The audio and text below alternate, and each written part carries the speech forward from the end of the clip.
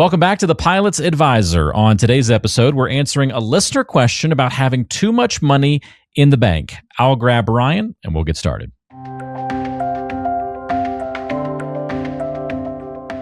right, great episode on the way today. I'm Walter Storholt, as always, joined by Ryan Fleming, the Pilot's Advisor himself. And we've got a listener question today to break down on the podcast, Ryan, and here it is.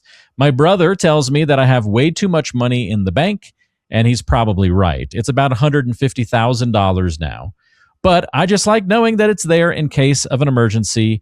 Is that so bad? I'm sure this is not the first time you've seen a pilot in this kind of situation. Yes, it's that bad. I cannot stand this.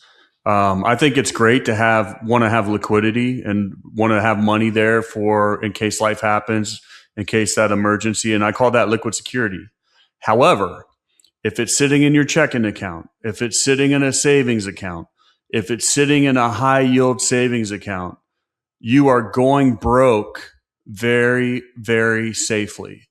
The bank is taking your money and making money off of it because you're not letting your money work for you. You can have your money invested in the market, be very, very diversified, and if you need it, we can have it back to you in 1 to 2 business days. But let your money work for you. Don't let the bank use your money to make money. It's a great point. Is there a right amount? I mean, is it the 6 months emergency fund that you go with? What's usually the recommendation that you have for pilots? Because I know that their advice is usually not the same as conventional wisdom. Well, I think that, your checking account needs to be whatever you feel comfortable seeing in there all the time for month to month activities, whether that's 10,000, 20,000. I don't know. Everybody's a little bit different, right? I mean, when you were 18 or 19, it might be 2,000. So whatever that money is for just the day-to-day bills, cash flow, month to month, I would keep that in your checking account. Anything outside of that, you need to put it in some sort of, whether it's earmarked for emergency or it's just life, I would put it in some account where it's actually outpacing inflation.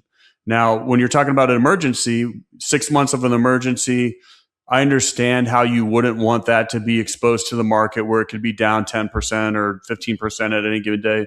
But if you're doing this right and putting money away, at some point in time, you're way past that emergency fund anyway. So even if the market's down 10 or 15%, you still have plenty of money for that emergency. So at that point in time, I think even that emergency fund should actually be invested in the market and working for you over the long term, because that compounding interest of those gains outpacing inflation, you're going to be so far ahead in the long term. And once again, you still have complete liquidity. I think that most people, because they're so used to seeing only 401ks or IRAs, which are retirement accounts that they can't touch till they're 59 and a half, they don't realize that you can invest money in the market that is completely liquid. And I don't think people truly understand that you can have a taxable investment account that is invested in the market that you can access at any point in time. So let your money work for you. Don't let the bank take advantage of you. Yeah, all great points, Ryan. It's a really good question as well. If you have a similar question to this, something related to your own finances and financial situation, don't hesitate to reach out to Ryan. Get the Retirement Toolkit. It's specifically built for pilots to help you understand some of the basics about planning for your retirement future and investing. It's packed with all sorts of great resources. You can order that by clicking the link in the description of today's show. It'll also qualify you for a free portfolio analysis, which includes a one-on-one conversation with Ryan about your plan, your goals, and the future. So take advantage of that and order the toolkit today. Again, link in the description of today's show. Great listener question on today's show. You can submit those online, of course. Just look for the ways to do so in the description as well. We'll talk to you again next time, right back here on the Pilot's Advisor.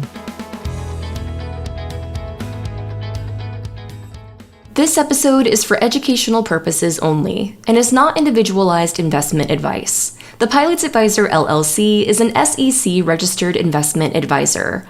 Registration does not imply a certain level of skill or training. Past performance is not indicative of future results, and investing involves risk, including the possible loss of principal.